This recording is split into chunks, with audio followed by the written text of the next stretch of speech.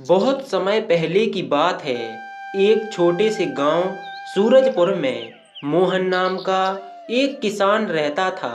सूरजपुर एक पहाड़ी इलाका था जहां मौसम की मार और संसाधनों की कमी के बावजूद लोग मेहनत और ईमानदारी से जीवन यापन करते थे। मोहन एक साधारण किसान था। उसके पास ज़्यादा जमीन नहीं थी, पर जो भी जमीन थी वह उस पर पूरी मेहनत और लगन से खेती करता था। उसकी जिंदगी का एक ही सपना था, अपनी जमीन पर अच्छी फसल उगाना, अच्छा मुनाफा कमाना और अपने परिवार के सपने पूरे करना।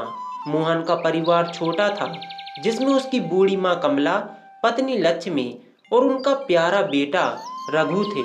उसकी माँ कमला बहुत ही साधारण स्वभाव की थी, जिसने अपना सारा जीवन कष्टों और संघर्षों में बिताया था। लक्ष्मी मोहन की पत्नी एक मेहनती और सहयोगी पत्नी थी। वह मोहन की हर कदम में साथ देने वाली थी और परिवार की हर जरूरत का ख्याल रखती थी। मोहन का बेटा रघु केवल 5 साल का था, पर उसकी मासूमियत और हंसी से घर का माहौल हमेशा खुशनुमा रहता था। मोहन के पास सिंचाई के लिए पर्याप्त साधन नहीं थे। वह वर्षा पर ही निर्भर था और अगर किसी साल बारिश नहीं होती तो उसकी सारी मेहनत मिट्टी में मिल जाती। उसकी खेती में ज़्यादा लाभ नहीं होता था, पर फिर भी वह संतुष्ट रहता था और भगवान का धन्यवाद करता था। हर सुबह मोहन सूरज उगने से पहले उठता, खेतों में कड़ी मेहनत करता और शाम को अपने परिवार के साथ हंसते बोलते दिन खत्म करता। गांव में सेठ हरि प्रसाद नाम का एक अमीर और लालची व्यापारी भी रहता था। हरि प्रसाद ने गांव के कई किसानों की जमीन हड़प ली थी और उनके ऊपर भारी ब्याज का बोझ डाल दिया था। सेठ हरि प्रसाद एक चालाक और निर्मम व्यक्ति था। वह हमेशा किसानों का फायदा उठाने के लिए नई नई चालें चलता था। उसके लिए बस एक ही चीज मायने रखती थी, पैसा। गांव के लोग उससे डरते थे, क्योंकि वह अपनी ताकत का गलत फायदा उठाकर किसी भी किसान की जमीन अपने नाम पर करवा सकता था। एक साल गांव में बहुत ही खराब मौसम की शुरुआत हुई। महीने गुजरते गए, पर बारिश का नामो निशान नहीं था। गांव के सभी किसान परेशान हो गए, क्योंकि उनके पास खेतों की सिंचाई के लिए पानी नहीं था। मोहन भी इसी सूखे का शिकार हुआ। उसकी फसलें सूख गईं और घर में खाने के लिए कुछ भी नहीं बचा। मोहन ने गांव के कई किसानों से बात की और सभी ने अपनी समस्या साझा की। सबकी हालत खराब थी और किसी को समझ नहीं आ रहा था कि इस संकट से कैसा निकला जाए। मोहन के पड़ोसी धर्मू ने कहा, भाई मोहन, इस साल तो बड़ी मुसीबत आ पड़ी है। हमारे सारे खेत सूख गए हैं, फसल का नामो निशान नहीं बचा है। अब हम क्या करेंगे? मोहन ने गहरी सांस लेते हुए जवाब दिया, हाँ भाई धर्मू, मेरी भी सारी फसल बर्बाद हो गई है। बच्चों के खाने के लिए अनाज तक नहीं बचा है। समझ में नहीं आ रहा कि इस संकट से कैसे निपटें। कुछ किसानों ने सुझाव दिया कि उन्हें सेठ हरि प्रसाद के पास जाना चाहिए और उससे कुछ मदद मांगनी चाहिए। शायद वह उनकी कुछ सहायता कर सके। लेकिन धर्मू ने मोहन को चेतावनी दी, भाई, सेठ हरिप्रसाद के पास मत जाओ। वह एक नंबर का लालची इंसान है। कुछ दिन पहले ही हरिया ने उससे कुछ पैसा ब्याज पर उधार लिया था और उस सेठ ने हरिया का ब्याज इतना ज्यादा कर दिया कि बेचारे हरिया की जमीन जब्त हो गई। वह निर्दय व्यक्ति है। वह किसी की मदद नहीं करता, बल्कि लोगों का शोषण करता है। मोहन को समझ नहीं आ रहा था कि वह क्या करे। उसके पास कोई अन्य विकल्प नहीं था। उसने सोचा कि शायद पंचायत से बात की जाए तो कोई समाधान निकाल सके।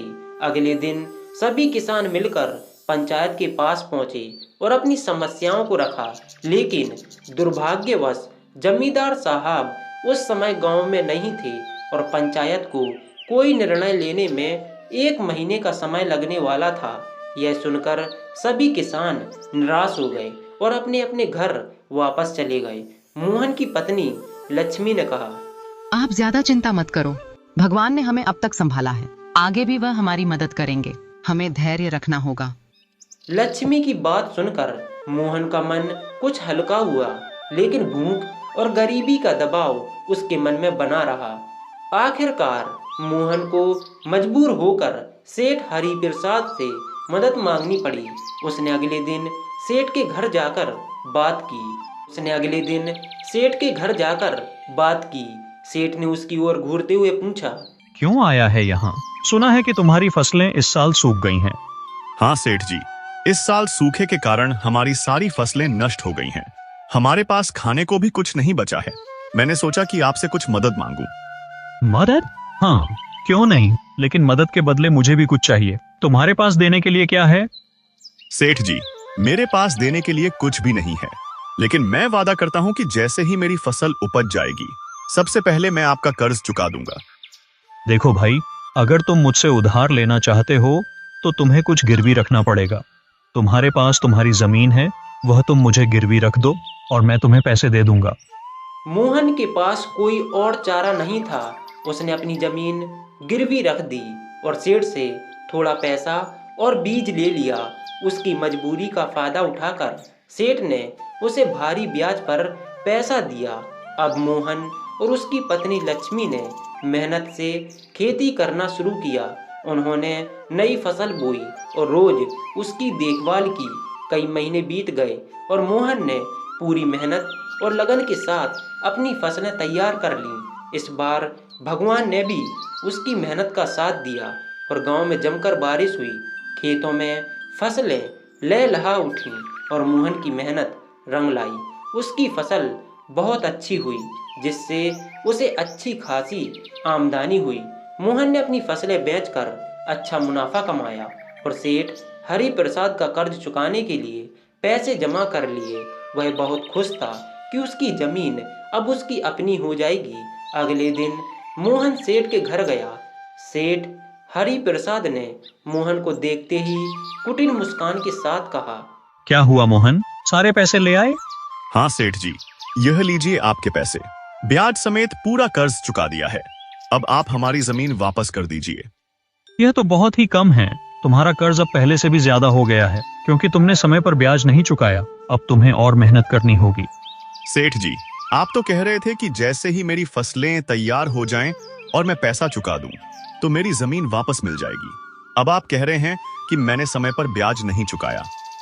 मैं कुछ नहीं जानता। अगर 15 दिनों में ब्याज नहीं चुकाया गया तो तुम्हारी जमीन मेरी हो जाएगी, और अगर तुम्हें वापस चाहिए तो और ज्यादा ब्याज देना होगा। मोहन निराश होकर अपने घर लौटा और सारी बात गांव के अन्य किसानों को बताई। गांव के लोग सेठ की बेईमानी सुनकर गुस्से से भर गए। धर्मू, हरिया और अन्य किसानों ने मोहन का समर्थन किया। सभी ने फैसला किया कि इस अन्याय के खिलाफ आवाज उठाई जानी चाहिए। अगले दिन गांव के सारे किसान इकट्ठा होकर पंचायत में पहुंचे और सेठ हरिप्रसाद के खिलाफ शिकायत की। पंचायत ने सभी की बातें सुनी और निष्पक्ष निर्णय लिया। पंचायत ने सेठ को फटकार लगाई और मोहन की जमीन वापस देने का आदेश दिया।